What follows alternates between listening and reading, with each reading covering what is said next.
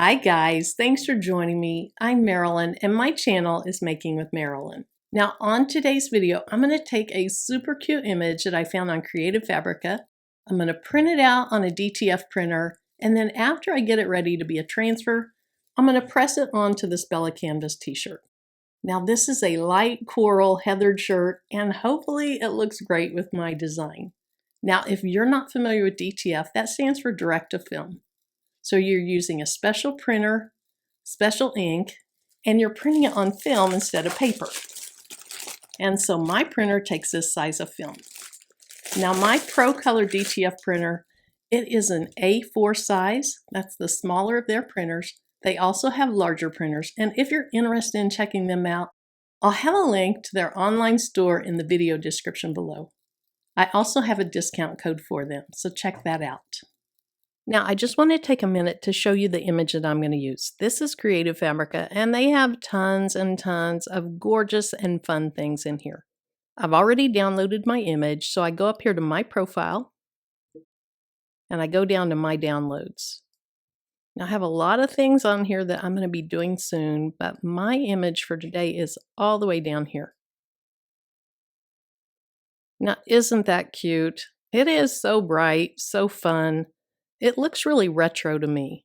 Now this comes in a PNG and an SVG version. I'm going to use the PNG. My printer doesn't print SVG images. If I wanted to download the SVG, then I could change some of these individual colors. Then I could always convert it to PNG. But I love these colors, so I'm just going to go with the PNG they have. Now the first thing that I want to do is I want to go ahead and open my RIP software. So I'll go ahead and double click on this. This RIP software, and most RIP softwares don't work on Mac, and so I did need to get a PC for this printer. I just leave it connected to it all the time. All right, now that that software is open, I'll go right up here to the Add Picture icon, click on it, and then I'm going to find what I want to bring in, and it's this Overthinker image. So I click on that, and then I'll say Open. Now notice the types of images you can use are right here.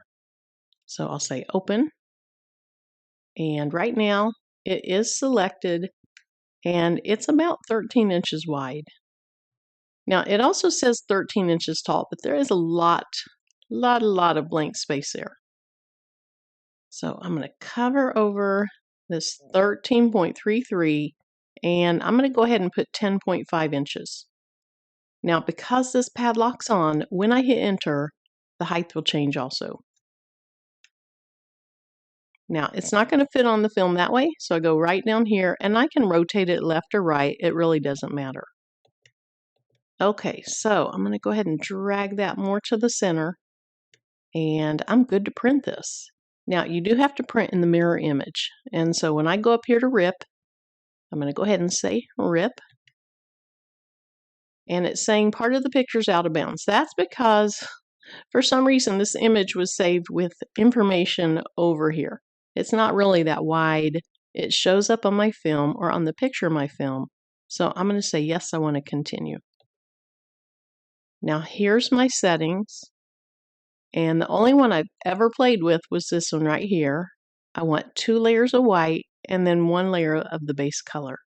Now I did figure out that I can just mirror my print right here. So I don't have to actually mirror it manually. If I click on this, it's going to mirror by itself.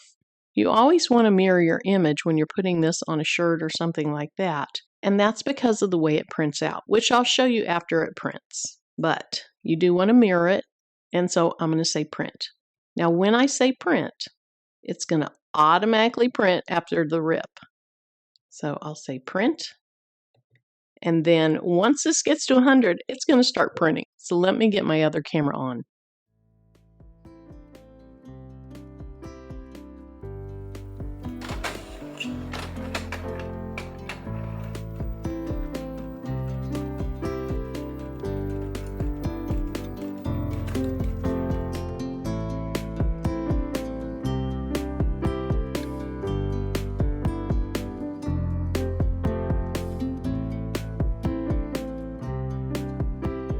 Now here's my print, and you're looking at this through the film side. If you look at the back side, this is the side it actually printed on. So it laid down all those colors first, and then it did the 2 layers of white. Now I haven't printed on this printer for 3 days, and I can see at the very beginning the white was just a little bit light. If I wasn't putting this on a light colored shirt, I would have printed something really small to get that white flowing first. But with this light colored shirt, I think that's going to be fine. Now, I always like to use a glove when I'm using this DTF powder. I don't know if you need to, but I do.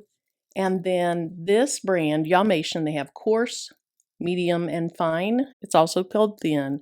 And I really like the fine powder. Now, it came in a pouch or bag, and I just added it to this little canister that I bought at the Dollar Tree store. Now, I keep a little medicine cup in here. That way I can just pull the powder out with that. And then I give it a generous amount. Once I've done that, then I just tilt this back and forth to get that ink coated with this powder. And so the ink is still a little bit tacky, and so the powder is sticking to it. And then after I coat the ink with the powder, I'm going to cure this in a DTF oven. Now you could use a DTF oven, you could use a griddle, you could use a toaster oven, you can even put it under the platen of a heat press. Just don't put the press down on it to touch it. Okay, so then let me get that excess off. I like to tap it also, and then I don't know if you'll be able to tell, but right now this looks like fine sugar. Not as fine as like a powdered sugar, but it does look like a fine sugar. Now all of this excess powder is going to go right back in that canister. So you don't have to worry about using too much because you're not going to waste any. You're just going to put it right back inside here.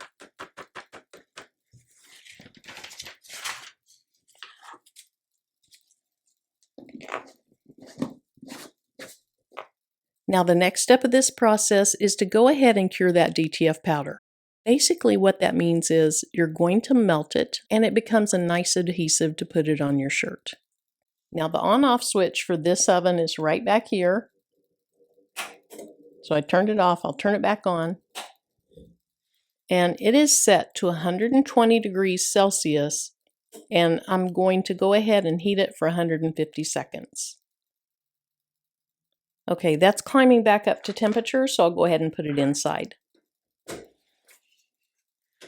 Once I get it inside there, I just push this button right here, and the countdown starts. Now the other thing is, you might be able to hear a fan comes on, and it's blowing the air out through a filter. And I don't smell a thing.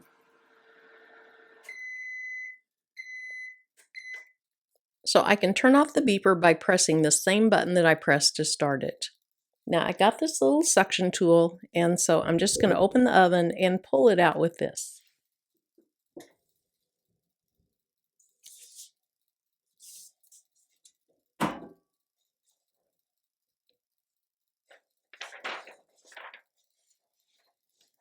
So you see how shiny that is? That powder melted, and now it's a nice adhesive.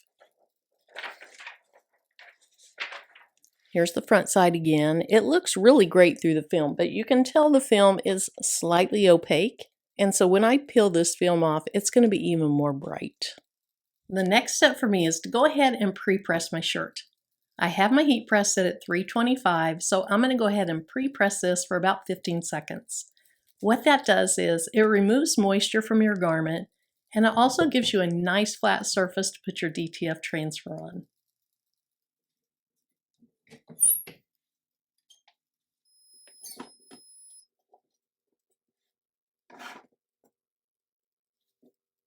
Now I'm going to let that cool off for a minute or two. I'll put my transfer down, and then I'm going to use a little heat tape on it. You don't have to, but I like to do that so it doesn't accidentally shift. It also allows me to pick up my shirt and really look and see if I think the image is straight and if it's in the right place.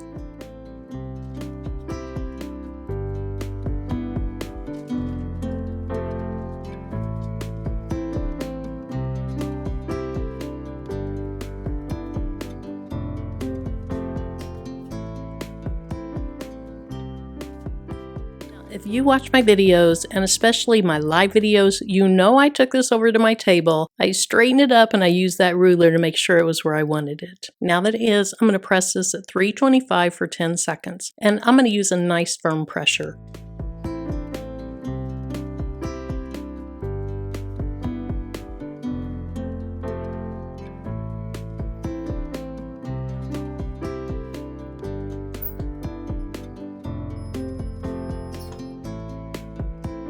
I need to peel the film off the top, but I want to let this cool down almost all the way before I do. After that, I'll go ahead and put a piece of parchment paper on it, and then I'm going to press it for 10 more seconds. Now, of course, this would cool a lot faster if I'd take it off that hot pressing pad, but I'm working on other things too, so I'll just distract myself with those for about 5 minutes. Okay, that's cooled off, so let me go ahead and peel this off.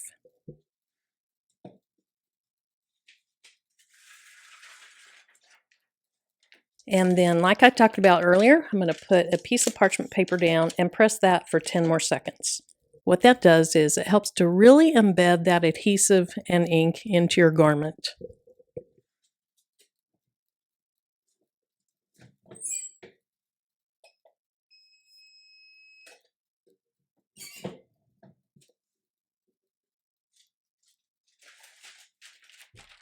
Now you can probably tell from the big cheesy grin on my face that I think it turned out great. What do you think?